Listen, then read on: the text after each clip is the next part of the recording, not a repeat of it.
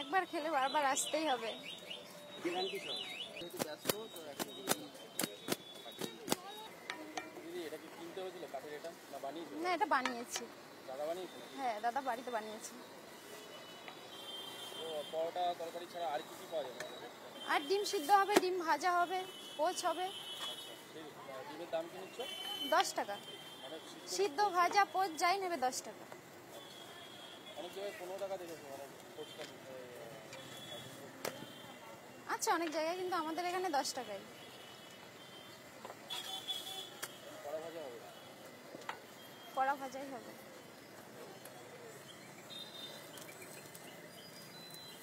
এই ভ্যানে করেই নিয়ে আসবে? হ্যাঁ, ভ্যানে করেই নিয়ে আসি। আবার তো গুছিয়ে নিয়ে চলে যেতে হবে। হ্যাঁ, তো অনেক কষ্ট হয়ে যায় না? কি করা যাবে, কষ্ট তো করতেই হবে বলো।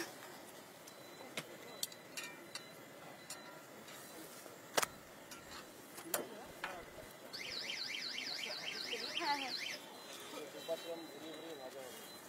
পরোটা ওয়েট বলছে 600-700 হবে। হ্যাঁ 600-700 হবে।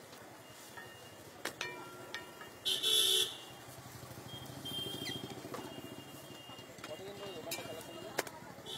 এই 4 বছর হলো। 4 বছর।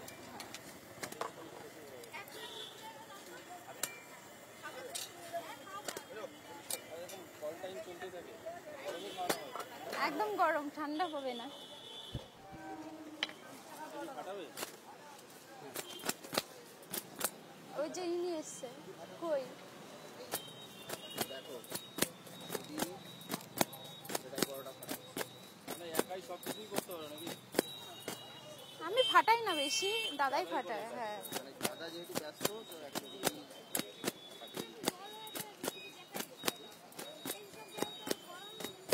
দিদি একটু জোর কম লাগে আর একটু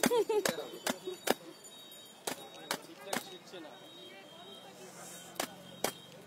তাও তো পুরো পাট পাট হয়ে গেল।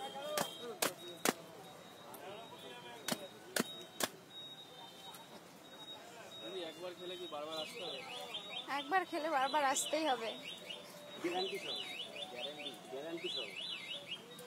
দেখো একদম পুরো 150 থেকে 200 টাকার মাল নিলে সঙ্গে যে আসে নিতে তার জন্য একটা ডিম ফ্রি।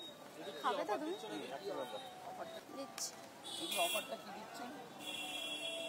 অফারটা 150 টাকা, 150 বেশি যে বড়টা নেবে, মানে 150 টাকার, তার জন্য একটা ডিম, 200 টাকার মধ্যে ডিম সিদ্ধ আছে। তার জন্য একটা ডিম ফ্রি আছে যে নিতে আসবে। সিদ্ধ ডিম হোক ভাজা ডিম হোক তার জন্য। এই হচ্ছে প্লেটিং পরোটা। এটা কতটা তরকারি? এটা 100 গ্রাম আছে। এই 100 গ্রামের দাম কত? 20 টাকা। আচ্ছা তরকারিটা আনলিমিটেড? হ্যাঁ।